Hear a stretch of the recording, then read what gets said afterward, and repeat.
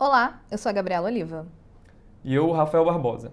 Esse é o Poder Data Cast, podcast do Poder 360 voltado exclusivamente ao debate de pesquisas eleitorais e de opinião pública. Hoje vamos apresentar e debater a avaliação das Forças Armadas no Brasil e a avaliação da democracia no país. Vamos receber nesse episódio o presidente da OAB, Felipe Santa Cruz, e o juiz membro da Associação de Juízes para a Democracia, André Tredinick. Para começar, vamos aos principais pontos desta rodada do Poder Data, apresentados pelo redator do Poder 360, Lorenzo Santiago. Essa rodada do Poder Data mostra que cresceu a percepção do mau funcionamento da democracia no Brasil. Em julho de 2020, 24% diziam que a democracia estava funcionando mal. Agora, 34% têm essa percepção. Outros 15% acham que o sistema vai muito mal. Em 2020, eram 6%. Os que dizem que a democracia está funcionando mais ou menos bem são 38%, ante 47% há cerca de um ano. Já os que acham que a democracia está funcionando muito bem são 12%. Na última rodada, eram 14%. Ainda há 1% que não soube responder. Há um ano, eram 9%. Os resultados do Poder Data também apontam que há mais brasileiros rejeitando o trabalho das Forças Armadas. Para 29%, a atuação dos militares é ruim ou péssima. Em abril, eram 18% os que tinham essa percepção. Os que dizem que as Forças Armadas são ótimas ou boa são 30%, ante 39% na última rodada. Há também 34% que a avaliam como regular, ante 36% em abril. O Poder Data ouviu 2.500 pessoas em 433 municípios nas 27 unidades da federação. A margem de erro é de 2 pontos percentuais para mais ou para menos. Vamos conversar nesse bloco com o presidente da OAB, Felipe Santa Cruz. Presidente, seja muito bem-vindo ao Poder Data Cast. Presidente Felipe Santa Cruz, temos visto uma escalada de tensão entre os poderes nas últimas semanas. Como esse cenário deve seguir daqui para frente? O presidente Jair Bolsonaro ou os ministros do STF devem flexibilizar? Primeiro, é uma escalada de tensão que não começou hoje. Ela começa na eleição de 2018, né? Passa pela posse de Jair Bolsonaro. Muito pelo contrário, assim, essa escalada ela encontrou o seu ápice no início do governo Bolsonaro, quando houve uma deliberada orquestração do chamado Gabinete do Ódio para atacar a Ordem dos Advogados, atacar o Supremo Tribunal Federal, destruir a imagem do presidente da Ordem dos Advogados. Eu sofri ataques violentos por uma milícia digital claramente financiada. Os ministros do Supremo sofreram esse ataque. É bom a gente recuperar a história recente. O presidente da Câmara dos Deputados de então presidente Rodrigo Maia, talvez tenha sofrido o ataque mais violento dos ataques. Então, havia ali, sim, orquestrado um processo de fragilização das instituições brasileiras para garantir uma dita maioria, uma ditadura de uma maioria eleita, né? Uma ditadura de claro viés fascista, de claro viés absolutista, autoritário, que Jair Bolsonaro também representa e nunca negou que representasse. Historicamente, ele cultua a violência e as ditaduras. Isso vem crescendo com a resistência das instituições. Se criou um impasse, essa é a verdade. O presidente Jair Bolsonaro não conseguiu avançar como gostaria. Em conjunto a esse quadro político institucional, se demonstrou toda a fragilidade administrativa do governo, um governo notoriamente incompetente, muito frágil, né? Acho que o símbolo desse governo é a presença do presidente no Amazonas para inaugurar uma ponte que saiu mais caro levar o presidente lá para a inauguração, e a única inauguração que ele fez em São Paulo, o mais importante estado do Brasil, que foi da pintura de uma caixa d'água na CEAGESP. Um governo muito frágil administrativamente, que com essa sucessão de crises levou o país, inclusive, a um quadro gravíssimo de aguda crise econômica, além da crise sanitária. Então, o Brasil hoje vive o dólar a quase 6, vive o combustível a 7 aqui no Rio de Janeiro, vive uma inflação de volta que vai chegando aos 2 dígitos e o retorno das altas taxas de juros que tanto trazem felicidade ao povo. Então, um quadro grave que o presidente tem trabalhado por ele todos os dias, por ação ou por omissão, mas que não poderia dar em outra coisa que não fosse essa lamentável situação do nosso país nesse momento. Ainda nesse tema sobre o aumento de tensão política, no dia 7 de setembro estão marcadas algumas manifestações contra e a favor do governo. Alguns grupos policiais movimentam-se para participar dos atos. O senhor avalia que há algum risco de ruptura? Não, não avalio, não. Primeiro, eu quero dizer que todo mundo, a favor ou contra, tem o direito de ir às ruas. Nós lutamos muito e, no meu caso, eu perdi meu pai para que isso pudesse ser realidade. Tomara que possam ir às ruas. Agora, vão às ruas dentro da lei, ordeiramente, respeitando quem pensa diferente. Peço a todos que se mantenham pacíficos. Não acredito em ruptura. Acredito nessa exploração que há da tensão, que interessa a muito poucos, né? Interessa aqueles que trabalham contra a democracia. 7 de setembro, que é uma data emblemática para o povo brasileiro, possa ser também de expressão do pensamento político brasileiro, seja aquele que eu concordo, que eu discordo. Acho que a democracia, nisso, ela é festa, ela não é preocupação. Presidente Felipe, o presidente Jair Bolsonaro encaminhou ao Senado um pedido de impeachment contra o ministro do STF, Alexandre de Moraes. Também ameaça entrar com processo contra o ministro Luiz Roberto Barroso. Hoje, a OAB divulgou um parecer assinado pelo senhor contra o pedido de Bolsonaro. Quais são os principais pontos do documento e quais serão os próximos passos? Uma análise jurídica que demonstra, claro, que o processo de impeachment é um processo político, como é da nossa jurisprudência, mas que ele obrigatoriamente deve cumprir requisitos formais que são de natureza jurídica. A lei do crime de responsabilidade tem no seu artigo 39 as previsões. O presidente imputa ao ministro Alexandre de Moraes 2 crimes de responsabilidade ou possíveis crimes de responsabilidade, e esse parecer afasta completamente essa possibilidade.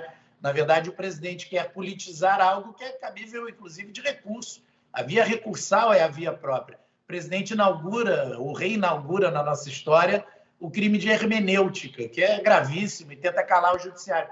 Eu quero apenas chamar a atenção a quem nos assiste que isso não é também novidade. O presidente Jair Bolsonaro ele é administrador de uma franquia. Ele não é a matriz do fascismo no mundo. A Hungria e a Turquia têm perseguido magistrados, inclusive levando a União Europeia a ter uma preocupação específica com a situação da independência da magistratura nesses estados, por conta dessa perseguição. Essa perseguição sistemática ao Poder Judiciário é uma tarefa quase que rotineira do déspota, daquele que pretende ser um líder fascista populista.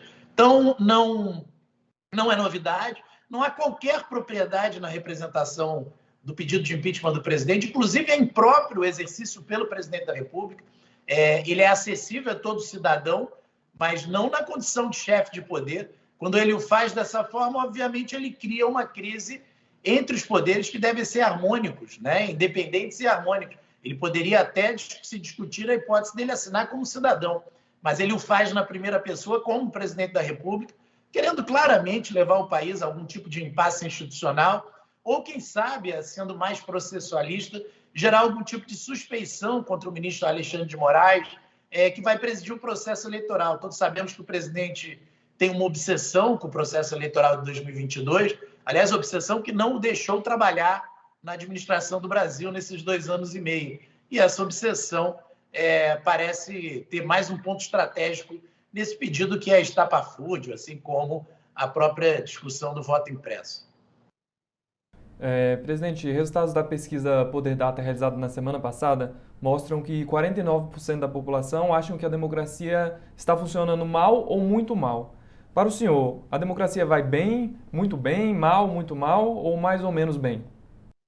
Primeiro, o Brasil não é um país que a democracia seja uma realidade de tantos anos. Nós temos uma Constituição no seu 33º ano de vigência, uma Constituição que foi revolucionária por incorporar uma série de lutas do povo brasileiro, já muito alterada via emendas constitucionais. A democracia brasileira é um exemplo de sucesso? Não. Eu acho que parte substancial desse pensamento de ódio vem do desconhecimento que parcelas, principalmente da população mais pobre brasileira, das classes C, D e E, tem do desconhecimento dos benefícios da democracia. Eles não possuem, essas parcelas não possuem saúde plena, educação plena, não possuem o direito de ir e vir garantido, Há muito da Constituição de 88 que só atinge os setores mais ricos da nossa sociedade. Claro que nós temos que ter críticas à plena efetivação, ao conteúdo da nossa democracia, mas nós não temos nenhuma dúvida que o caminho é mais democracia. Também nesse período de 33 anos houve sim distribuição de renda, houve sim avanços importantes a serem marcados no campo da educação, houve o SUS, que está salvando a vida de milhões de brasileiros, ou seja, nós temos mais vitórias do que derrotas, mas todos nós que temos amor pelo Brasil devemos reconhecer que a nossa democracia, principalmente os resultados concretos para a vida do nosso povo, merecem e precisam sim de aprimoramento. Presidente, parte do movimento de apoiadores do presidente da República e também membros do governo tem inflado o discurso sobre o artigo 142 da Constituição Federal. Como o senhor avalia essas movimentações? O poder moderador das Forças Armadas ele é inexistente, né? Nós sabemos que as Forças Armadas não são poder. Quando que houve poder moderador na nossa história constitucional? No Império. O imperador Dom Pedro II era o poder moderador. Com a Constituição da República, a primeira Constituição, aliás, de pensamento americano, né? O pai dessa Constituição é Rui Barbosa, esse poder moderador desaparece. Me parece impróprio já aparecer da Ordem dos Advogados sobre isso. Muito mais um argumento para o debate político rasteiro do que um argumento jurídico.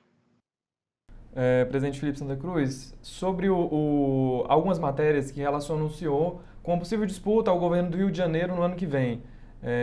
Há essa possibilidade? Como estão as negociações? Eu tenho dito a todos que me envaidece, me orgulha, me honra, eu amo o meu estado, a lembrança do meu nome por muita gente, mas eu me dedico completamente à OAB até o dia 31 de janeiro. É uma decisão de vida, não criminalizo a política, acho que o meu estado precisa mesmo de um amplo movimento de força de todos os cidadãos para recuperar o nosso estado. Aqui é o berço da milícia, né? Aqui é o berço do crime como se espalha para o Brasil inteiro. Aqui é talvez o estado que tenha mais sofrido com a corrupção, com o desmonte das instituições, e é um estado que é referência do Brasil para o mundo todo. A tarefa de recuperar o Rio de Janeiro, eu tenho certeza que eu posso participar dela como cidadão, ou, quem sabe, eventualmente como candidato a algum cargo, mas não é uma decisão de vida para mim que esteja tomada, e nem acho que seja o momento apropriado. O momento apropriado será após a minha saída da presidência da Ordem, que é uma missão para a qual eu me preparei a vida inteira e que ela acabou vindo num momento muito duro, de muita polêmica, de muita batalha, e para mim tem sido o foco maior da minha vida nesses últimos 2 anos e meio. Presidente, muito obrigado pela sua participação aqui no Poder DataCast.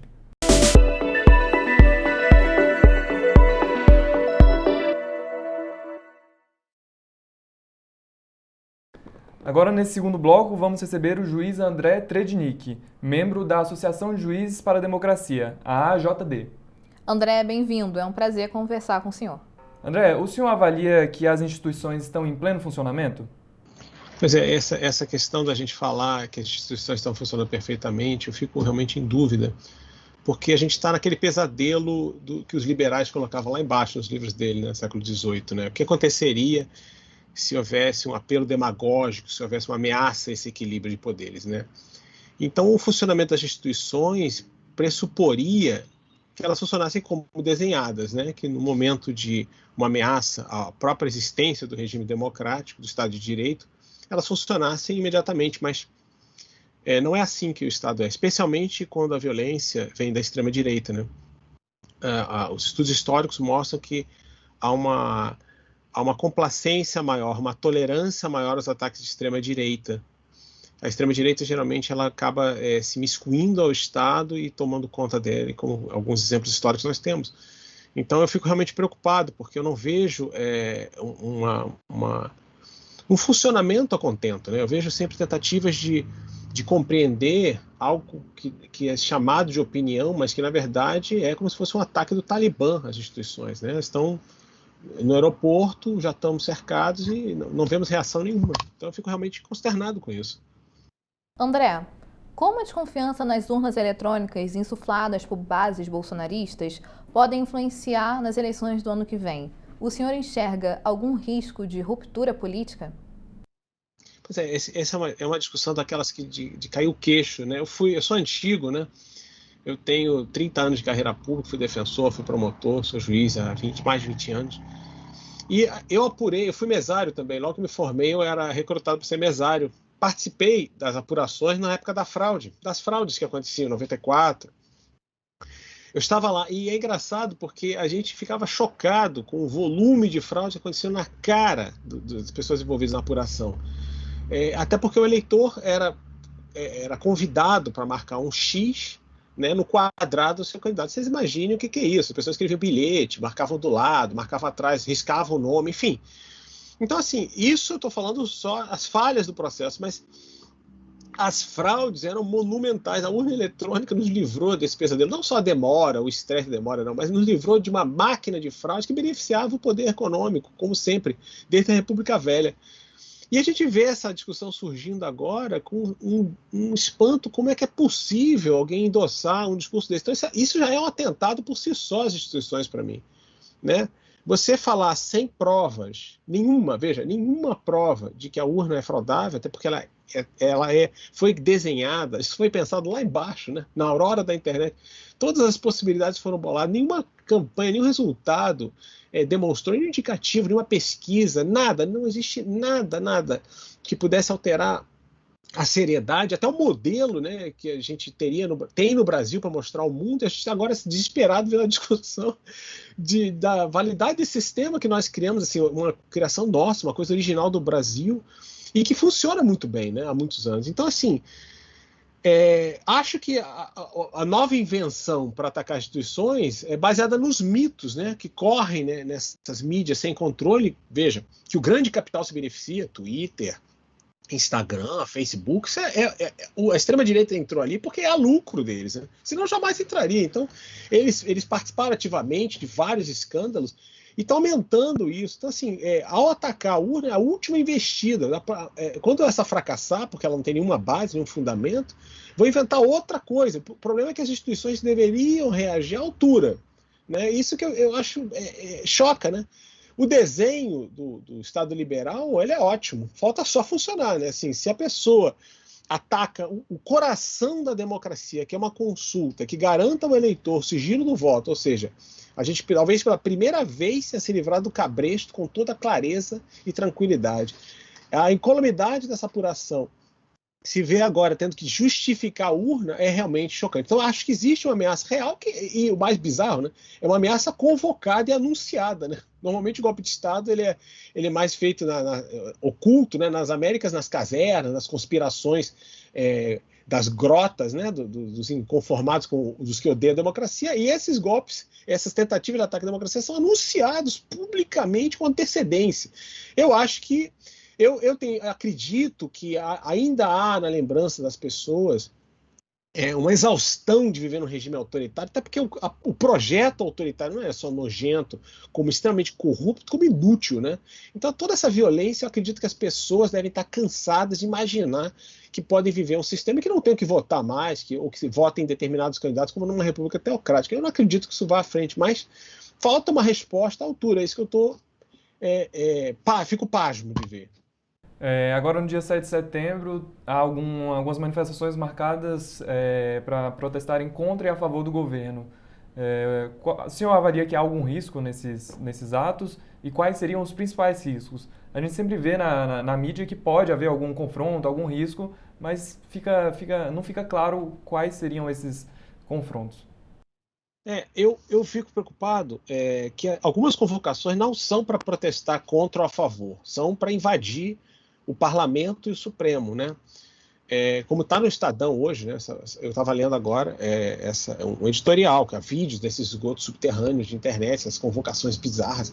Então, assim, acho que há um risco, sim, com uma palhaçada, um putsch, como foi a tentativa de invasão do Capitólio, aquelas grosserias, aquelas bizarrices, né? Que talvez em um determinado momento, na época do golpe, da deposição forçada da Dilma, ou seja, quando a própria democracia mostrou, né, que poderia ser flexibilizada para atender os interesses do capital, nesse momento agora a gente vê convocações explícitas de atacar as instituições, as únicas democráticas, né, assim, que são corpos, o corpo legislativo, que é o parlamento do país, e o corpo técnico de juízes, né, indicados, nomeados, conforme as regras em vigor na Constituição Federal. Então essas ameaças são reais, devem ser levadas a sério, e é imprescindível que os democratas, que os antifascistas entendam que é intolerável o mero pensamento de fazer valer sua visão de extrema-direita, sua visão fascista, sua visão neonazista, possa ser valer pela força. Primeiro que fascismo não é opinião, né? É caso de polícia, a nossa legislação é clara, suástica é proibida, a exibição desse símbolo do nazismo nas ruas públicas. As instituições têm o aparato legal para funcionar.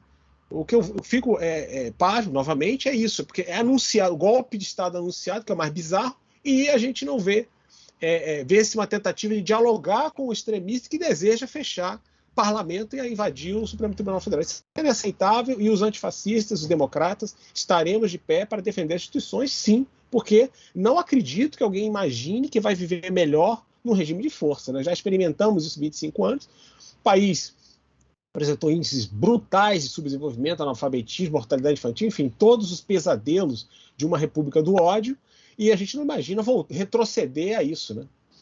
André, partidos políticos, governadores, associações, juristas e mais têm divulgado quase que diariamente notas em repúdio ao presidente Jair Bolsonaro. O senhor avalia que essa movimentação é o suficiente? Eu acredito que a nota é um princípio, né, uma declaração de princípios e tal, mas ela é muito inócua por si só. Eu acredito que a gente tem legislação em vigor, enumeração taxativa das hipóteses de crime de responsabilidade, já houve dezenas de manifestações nesse sentido, e aí a gente precisaríamos ver as instituições funcionando. Né? Assim, eu não acho que é algo bem claro, vamos dizer assim. Por exemplo, pedido de impeachment do ministro Alexandre de Moraes. Existem hipóteses legais de impeachment de um ministro supremo. Não há nenhuma hipótese dali, nenhuma. Né? Então, assim, o que cabe à parte que o juiz não tem que agradar ninguém, né? Porque o juiz, quando agrada, é preocupante. O juiz julga. E, no caso, o ministro tomou decisões jurídicas a partir do sistema de pedidos do Ministério Público. Então, caberia o recurso? Cabe recurso à decisão do ministro? Não é uma decisão irrecorrível. Agora, o pedido de impeachment mostra desprezo às instituições, né? Desprezo, porque não está nem fulcrado, não li a peça, mas nem perderei meu tempo fazendo isso, porque já passamos essa fase. Né? Se imagina que uma cristalização de um documento assinado pessoalmente, não pelo corpo técnico de defensores, de representantes da União, é válido, assim, isso já é o fundo do poço, já estamos no fundo do poço. Aí já voltamos à nossa vocação eterna republiqueta. Cabe a gente tentar não ser republiqueta e responder à altura. Né? Não sei por que não foi ainda analisado, não sei o que se espera. Eu acho que é muito preocupante. Então, a nota é uma declaração de princípios, ela deve ser correspondida por uma medida judicial articulada ou no sistema interno ou no sistema internacional de defesa dos direitos humanos. Eu acho que caberia as instituições se reunirem nessa altura do campeonato, comunicarem, por exemplo, a tão ativa, a tão presente Corte Interamericana de Direitos Humanos e pedir socorro, usar os tratados que nós assinamos dos organismos dos países americanos e pedir socorro, porque a democracia está em risco, sim. Então, assim, acho que deveria uma atitude bizarra e de desrespeito e desprezo ao sistema democrático corresponder um pedido de socorro à comunidade internacional, porque já passamos na fase da nota, repudiar, reprovar, desde o início, quantas manifestações foram feitas. Então, eu acredito que a democracia se defende com firmeza, com clareza, e a gente não pode abrir mão da democracia, não é possível uma coisa dessa. André, recentemente, o cantor Sérgio Reis e o deputado Ottoni de Paula foram alvos da operação da Polícia Federal por ameaças à democracia. Na sua avaliação, existe um certo empoderamento dos grupos bolsonaristas sobre esses insultos considerados atentatórios contra a democracia e as instituições? Pois é, eu fico triste com o Sérgio Reis, né? A gente conhece as músicas dele, as músicas clássicas do sertanejo clássico, e vê que depois ele pediu desculpa pelo que fez, assim, porque foi repudiado pela comunidade de artistas, pela sociedade brasileira, né? Pregar, invadir uma corte, quebrar, né? Acho que o áudio era esse. É tão triste, né? Você vê que houve uma consequência, né? Assim, eu acho que essa é uma forma também de coibir esses atos. Então, mas eu não sei de onde vêm essas manifestações, não sei como é possível o indivíduo aderir a uma ideia dessa, né? Assim, eu não concordo com a decisão do ministro. O cara defendeu um ato de violência contra a corte, que não é ministro, não é nome, é uma instituição, né, do funcionamento civilizatório. Então, foi repudiado violentamente. Eu acho que perdeu contratos, artistas se recusaram a gravar junto. Acho que é uma forma da pessoa talvez refletir. Caberia a ele vir a público e ser mais claro por que ele pregou aquilo. Por que diabo pensou quando fez uma coisa dessa? Né? Por que não deixar muito claro que se arrepende, mas para mais do que ele falou, né? Deixar claramente, sim, eu vi que não tem sentido uma coisa dessas. Então, esses insuflos chegam a são ridículos de uma certa forma, mas não devem ser desprezados, porque é louco para tudo no mundo, né? Assim, por exemplo, na América do Norte, perdão, nos Estados Unidos, o aumento dos ataques neonazistas a sinagogas foi sensível, né? Assim, marchas nazistas nos Estados Unidos, como Charlottesville, foram respostas a incitações desse tipo de horda que ficava escondida, né? Que tinha vergonha de assumir masculinismo, ódio às minorias, ódio às mulheres, né? E defender aqueles símbolos proibidos no nosso território, né? Suástica, essas coisas. Eu acho que isso se não é combatido, se a mídia, se os artistas, os intelectuais, os políticos são claros, dizendo que isso é inaceitável, que é impossível defender uma ordem dessas, de violência, eu acho que essas pessoas vão ganhando espaço, talvez nem imaginando, né? Não creio que um artista possa ter sei lá, será que refletiu claramente a consequência de pregar uma barbaridade dessa? Eu acho que o arrependimento dele deveria ser multiplicado, deveria ser mais didático do que a gente imagina, né? Para que as pessoas reflitam sobre suas posições, né? Juiz André Tredinick, muito obrigado por sua participação e até a próxima. Muito obrigada. Muito obrigado. Obrigado ao presidente da OAB, Felipe Santa Cruz, e ao juiz André Tredinick pela presença. E muito obrigada a você que nos escutou e nos acompanhou até aqui. Mas o nosso conteúdo não termina aqui. Acompanhe os resultados do Poder Data sempre de 15 em 15 dias no Poder 360.